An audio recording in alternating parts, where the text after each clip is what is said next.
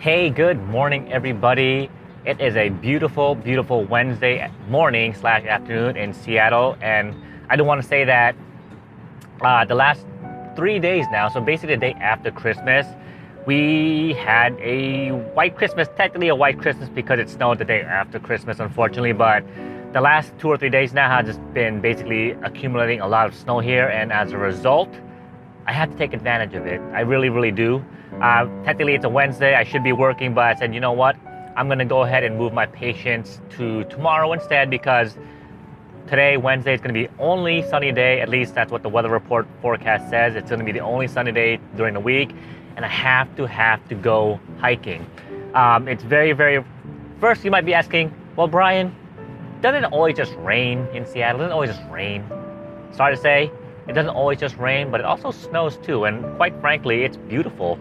Now, the roads, a little bit of a tangent here, guys. The roads in Seattle can be very, very dangerous because there's a lot of hills in Seattle. So, interesting story is yesterday when I was going to see one of my patients, I ended up actually sliding down a little bit. Now, fortunately for me, I did have some snow chains on me, so I was basically car damage free, if you want to call it that. And so, anyways, today I wanted to go do another relatively easy hike, beautiful but easy hike. And I did this hike let me name the hike first. We're going to be going to Annette Lake, which is located in the Snoqualmie Pass region. It's about 45 minutes to an hour drive from Seattle, depending on traffic conditions, of course, but otherwise about 40 miles from Seattle. And I did this hike back in, I believe, either March or April of 2021 of this year, actually. And beautiful, beautiful, gorgeous hike, just like today. The sun was out, and the time that me and my friend did it, it was just two of us. We were the only ones there for some reason. So beautiful, beautiful, and I'm really, really looking forward to it. And again, since we have some time, to talk before we get to the trailhead, I figured this is gonna be a thing, right? For me to start doing. Let's just talk. And you could freely skip this part and just go straight to the hiking part if you want. But let's talk about hustle culture, okay? Now, you might be asking, Brian, where did this come from? Why are you talking about hustle culture? Hold on, getting a little hot. Let me turn the heater off. The reason why is because it's a Wednesday, right? I should be working. I should be doing my due diligence. I should be an adult, a responsible adult, and be working on a Wednesday. But I told myself, you know what? I'm not going to get a lot of days like this because, one, especially in the wintertime, it's either raining in Seattle or it's cloudy in Seattle. It's very, very rare you get a sunny day with white snow in the city of Seattle. So I have to go ahead and take advantage of this. And so let's talk about hustle culture, okay? If you've never heard of what hustle culture is before, it's basically this thing where it's like every moment of your life, every minute of your life has to be productive, right? How are you being productive? Let's go learn how to be more productive. There's so many different books, different seminars, different like online guru teaching you how to maximize your time so that you can become successful, all right? So what does that mean? I mean, if you ask someone, for example, what does it mean to be successful? Like, you ever ask yourself this, like, hey, YouTuber watching my video, what does it mean for me to be successful? And because for the longest time, at least during, let's say from 2018 to about 2020, like towards the late half of 2020, I had this hustle culture mindset where I felt like everything that I did as far as like my free time, my availability, it had to be towards something that could make me money, right? It's always about money, success. You ask someone, what does it mean to be successful? Most people tell you, have a very, very successful job, have a nice house, have a nice car, right? It's all about the external things about what success can bring you, particularly financial. And so during those periods for about 2 years, I was basically putting so much time, so much effort into just hustling, right? Trying to start a blog, trying to start a YouTube channel, which I'm still technically doing, by the way, but something I really do enjoy. I mean, it'd be great if I made some money, right? With the help of you guys, let me get to 1,000 subscribers so I can start monetizing, but that's another story. And what else? There's everything that you can do, right? Make a Skillshare course, sell some Udemy courses and all of that stuff. And at some point, I kind of started realizing, like, what is this all for? You know, for those of you who know people like this, who just constantly work all the time, do you ever ask, like, what is this all for? Like, what am I doing working all the time? And I mean, granted, I'm pretty successful.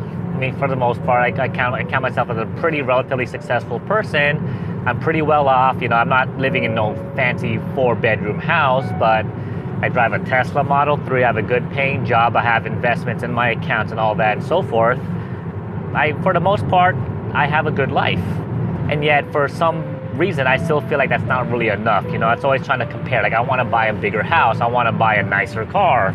I want to be able to just live the Instagram life, right? Which is, again, when you really, really think about it, is that really what's important, right? To be able to buy all of these external items, to be able to showcase that I am successful, that I have made it.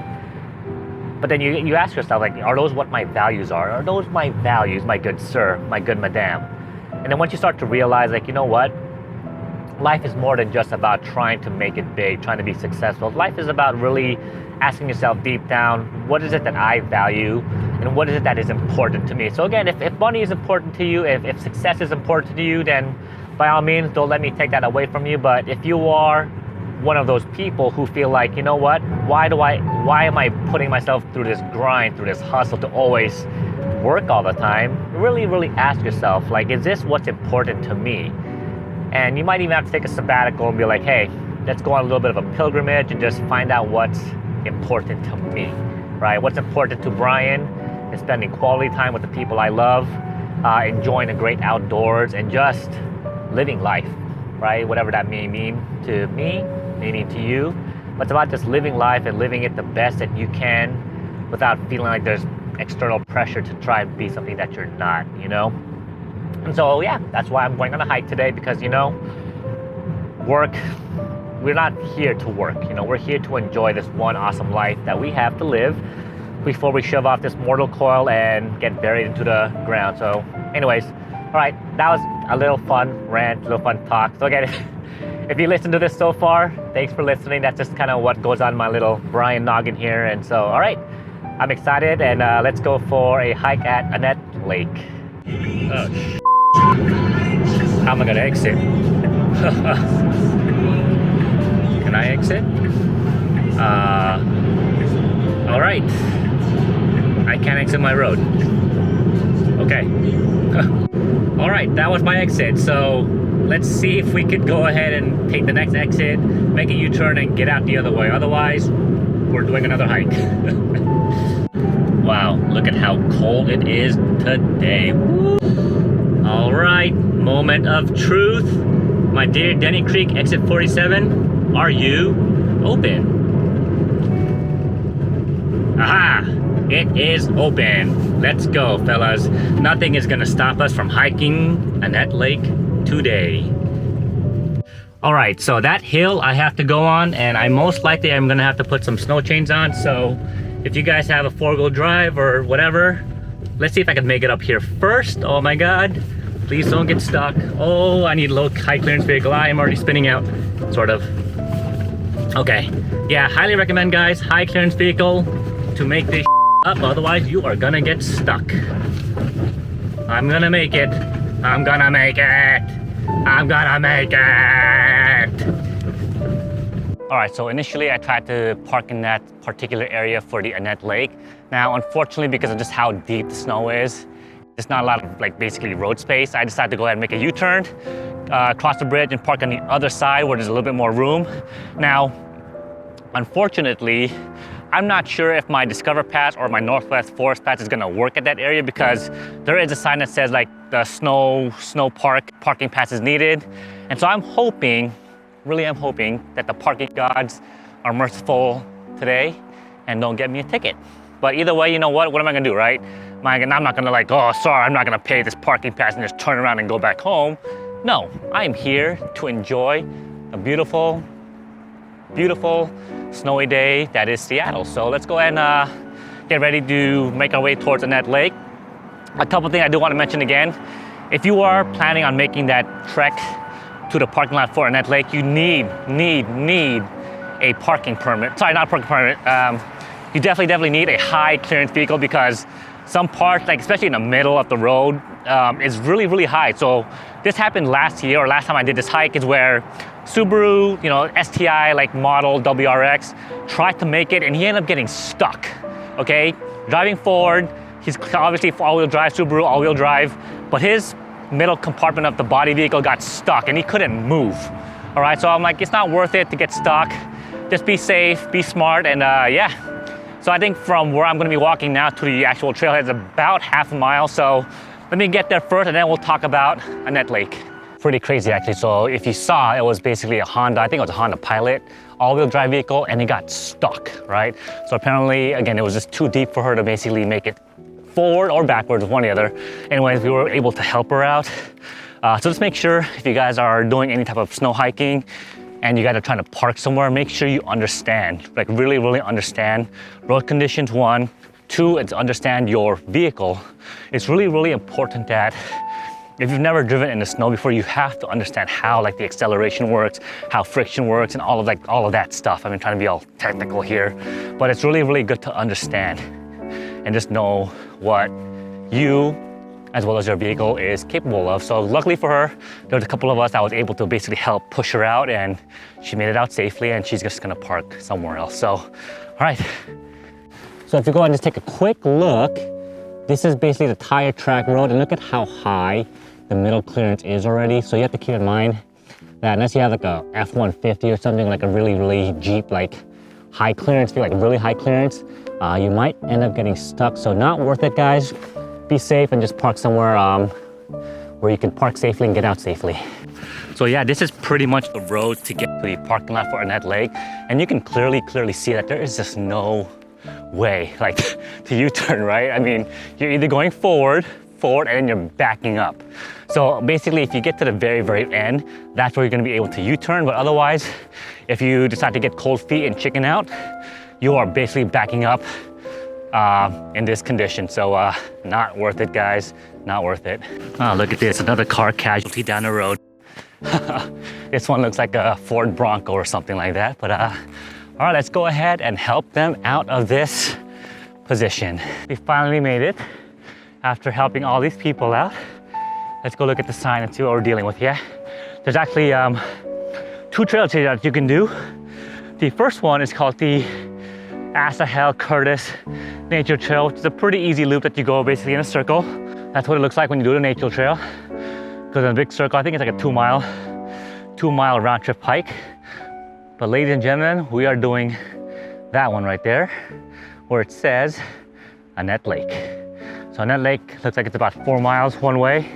Elevation gain, it looks like elevation gain is about, if I recall, 1,300 or 1,500 feet, which is not too difficult. So I'm really looking forward to this hike because it's a beautiful day.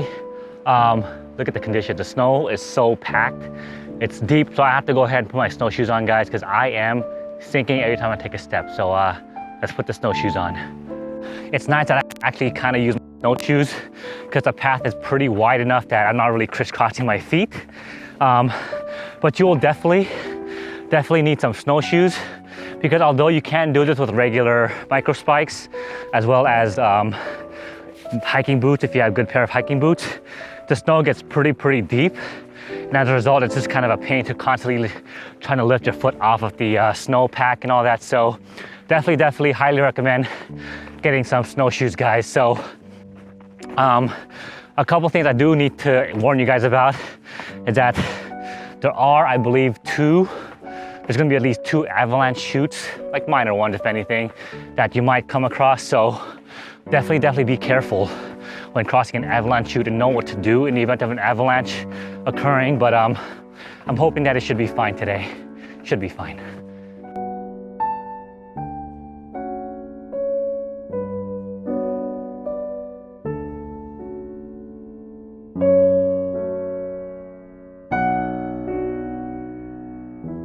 All right, so I've been hiking for about half an hour now, and give or take, I've gone about 1.5 miles according to my Fitbit or Garmin Vivo Active 4. A couple of things you need to look out for is, depending on how high the snow is, there's a sign that says you have to make a left. So if you see a forest road, for example, look out for an area that branches out to the left, because that's the area that goes towards the Annette Lake. So if we expect more snow, this sign is most likely going to be covered. Just again, if you're on the fire road or the, what do you call it, the Forest Service Road, look out for an area that goes left.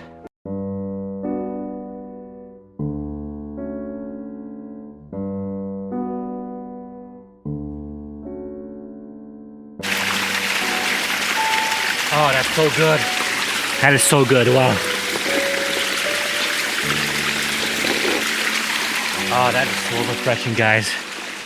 So refreshing. That is technically, truly glacial mountain spring water.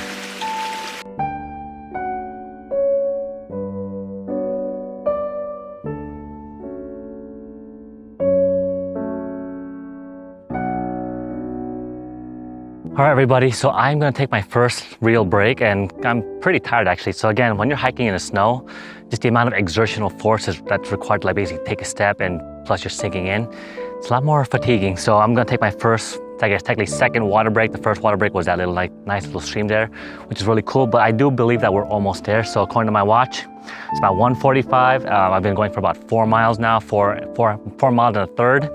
If you remember that we did a little bit of walking before we even got to the trailhead, so that adds a little bit of mileage, but I do believe that we're almost there. So now, unfortunately, my original video camera that I'm using, which is the DJI Osmo Pocket 2, is about to run out of battery, so you might see a change in quality difference as far as like videography is concerned. So instead of shooting from like 4K, I'm gonna be shooting at 1080p using my little Google Pixel 3. So otherwise, oh well.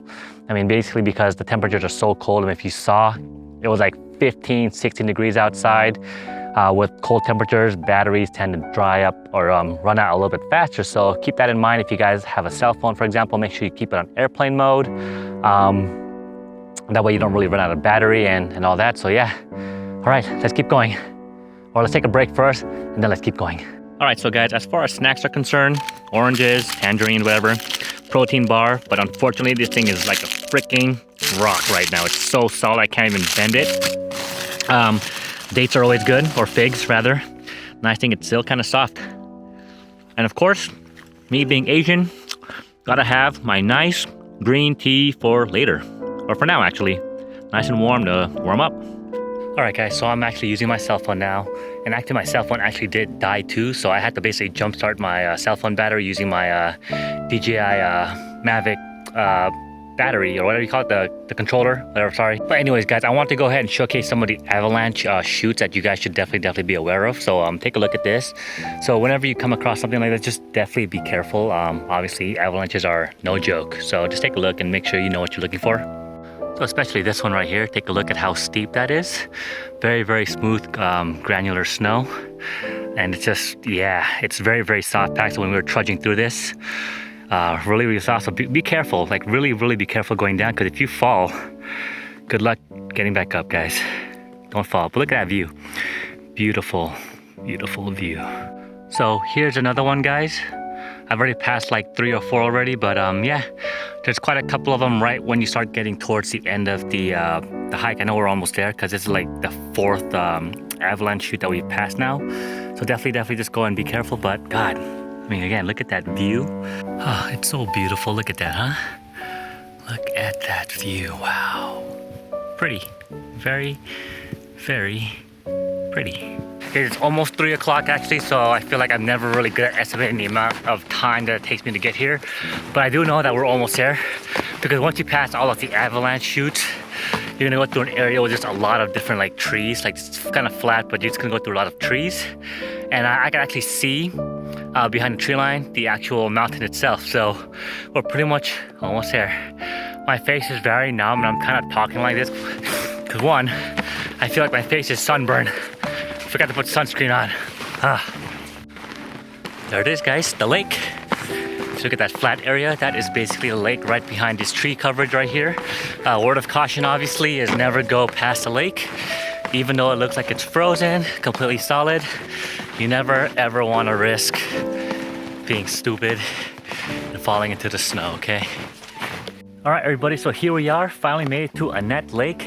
And I'm obviously using my cell phone because my DJI Osmo Pocket is completely dead, and so I'm gonna have to use this. Hopefully you guys can hear me okay, but it took me a lot longer, slightly a lot longer than I anticipated. So I know we initially started at about 12:30 for the hike.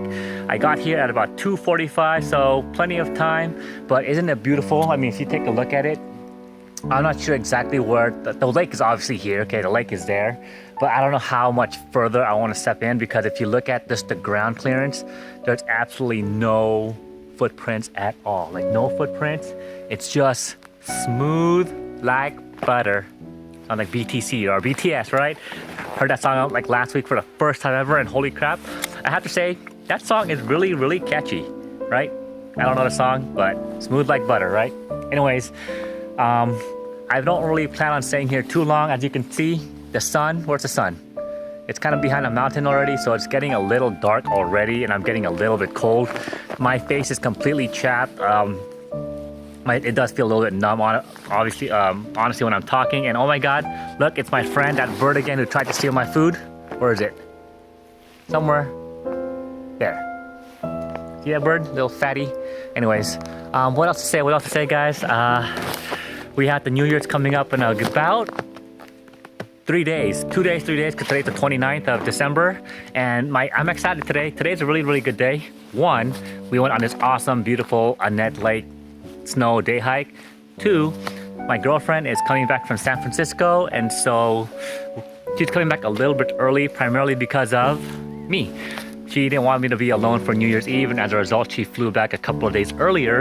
And we have a nice little fantastic New Year's Eve celebration that we're going to be going to. So stay tuned for that. And just a little bit of a heads up, we're going to be going to a place called Coeur d'Alene, which is basically east of Washington. Plan to go to Coeur d'Alene for the New Year's holiday. So from Friday, Saturday, coming back Sunday. I'm hoping the drive there is it's going to be pretty chill, because generally speaking, the Snoqualmie Pass can be a little bit treacherous to drive through, particularly when it's snowed, right? And we definitely got some snow over the last couple of days, the last week or so, give or take now. Hopefully you guys enjoyed this episode, and hopefully you guys get a chance to really try out some winter snow hiking, because again, beautiful experience. The environment, the blah blah blah is awesome. One last thing I do want to mention is that, well, last thing is, hopefully I didn't get a ticket. All right, guys, moment of truth. Did I or did I not get a ticket? Let's find out. Yay, nothing. I'm happy, today was a good day. All right, I'm about to basically rest here for another 5 minutes or so before I start making my way back towards the main trailhead, but hopefully I did not get a ticket. So, all right, guys, make sure you guys hit that like and subscribe button, because I would really, really appreciate it. You know, I do appreciate all of the people that do watch my video. It's what keeps me going, so to speak, you know. If I see, like, it's a little bit of a validation, right? If I see people watching my video, people commenting and saying, oh, they really enjoyed this video, they enjoyed this hike, or they want to try this place, it makes me feel like I'm doing something in my life. I'm contributing to society in a positive way. So, all right, guys, take care.